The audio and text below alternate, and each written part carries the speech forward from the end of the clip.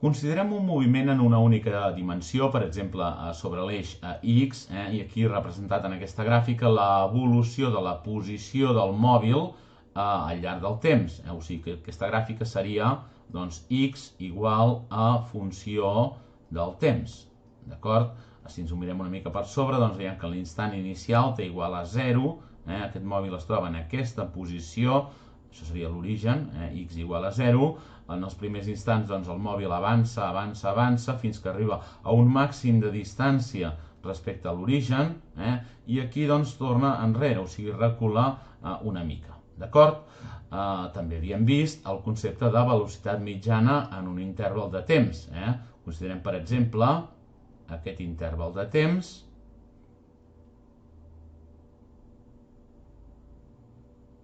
el temps final i el temps inicial, o sigui, aquí tenim el que anomenem doncs, increment de t. Mirem com varia la posició, això seria doncs, la posició inicial i això seria la posició final, posició final menys posició inicial, doncs seria increment de x, o sigui, el desplaçament. Sabem que la velocitat mitjana és precisament el quocient entre el desplaçament, el canvi en la posició, dividit pel interval de temps. Bé, doncs ara dibuixem una recta secant aquests dos punts de la corba i adonem-nos que aquest quocient és precisament el pendent d'aquesta recta secant. Potser ho veurem més clar si dibuixem aquí un triangle rectangle, posem aquí increment de x, que és un dels dos catets, i increment de t, que és l'altre catet. Si dividim increment de x entre increment de t, tenim el pendent d'aquesta recta secant. Si no veieu clar aquest punt, us recomano que us mireu bé els vostres apunts de matemàtiques, que segur que aleshores ho veureu clar, d'acord? Bé, però fixeu-vos que això només és una velocitat mitjana. La velocitat del mòbil, de fet, ha anat canviant tota l'estona. I això ho podem veure clar si considerem només la meitat de l'interval t. Per exemple, aquesta meitat, veiem que doncs, en la primera meitat de l'interval la posició canvia molt, el desplaçament és molt més gran que en la segona meitat on la posició varia poc, on hi ha menys desplaçament. Per tant, en aquesta primera meitat la velocitat mitjana és més gran que en aquesta segona meitat. Ja dic, de fet la velocitat ha anat canviant tota l'estona.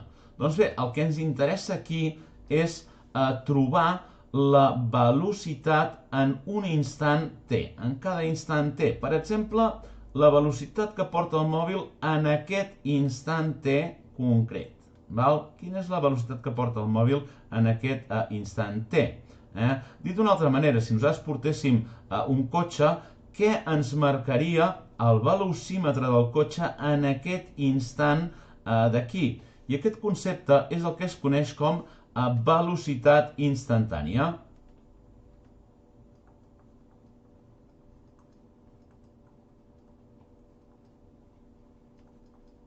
I és una magnitud que se sol designar amb la lletra B baixa. Bé, el que podem fer, deixeu-me primer netejar una mica això, que m'ha quedat una mica brut, ara ho tenim millor. El que podem fer és anar aproximant la velocitat instantània a partir de la velocitat mitjana. Com? Doncs reduint aquest increment de temps, aquest interval de temps que considerem. Per exemple, si consideréssim un interval de temps més petit, segons aquest d'aquí, tindríem una variació en la posició també més petita. Si ara tracem la recta secant, ens adonem que aquesta recta secant s'aproxima més a la corba del que ho feia la primera recta secant, ja que aquest increment doncs, és més petit. I com més a prop posem aquest instant d'aquest instant considerat, doncs més vàlida serà l'aproximació. Fixeu-vos que en el límit, quan l'increment de temps tendeixi a 0, els dos punts pràcticament es confondran i per tant ja no tindrem una secant, sinó que el que tindrem és la recta tangent a la corba en aquest punt, aquesta recta tangent. I la velocitat instantània en aquest instant t serà precisament el pendent d'aquesta recta tangent. Per tant, la velocitat instantània és el pendent de la recta tangent a la corba de la posició, d'acord? Bé, això potser ho veurem més clar amb una construcció que us he preparat. He posat aquí doncs, un increment de temps, un increment de x, aquí veiem la recta secant.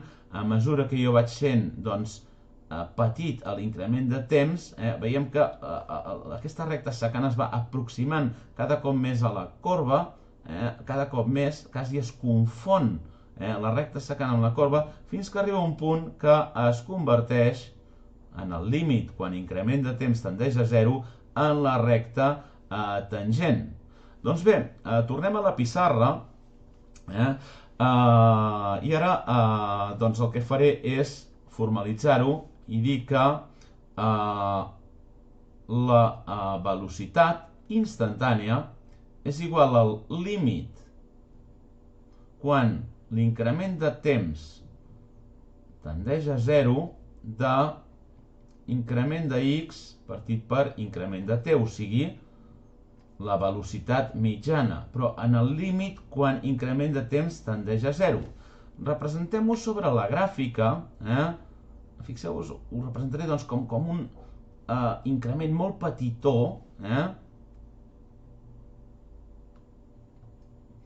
i quan els increments són tan petitons ja no els diem increments, sinó que això li direm diferencial de t, diferencial de temps, que donarà lloc a un petit, un minúscul increment de x, que ja no ho anomenarem increment de x, sinó diferencial de x, i per tant aquí el que farem és escriure que és igual a dx partit per dt. Fixeu-vos que aquestes d's encapsulen la idea del límit quan increment de temps tendeix a 0. I això es llegeix com derivada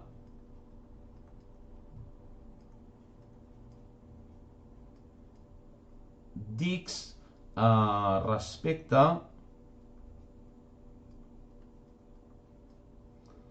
a t. De fet, la derivada és un operador matemàtic, que el tractarem en altres vídeos. Ho podríem posar, per entendre-ho d'aquesta manera, d dt x, seria el mateix que això, però aquí el que he fet és deixar clar que això és l'operador de derivada, això seria derivada respecte a t, i això en canvi seria el operand, la x aquesta seria el operand de la derivada. Bé, per acabar el que podem fer és un zoom al voltant d'aquest punt d'aquí, per veure doncs, una mica més clar el concepte. Posem els dos punts que em dic que estan, ja dic, no és molt rigorós matemàticament, però el que m'importa és que s'entengui la idea. Aquests dos punts estan infinitament junts. Aquí tenim doncs, el diferencial de t, aquí tenim el diferencial de x,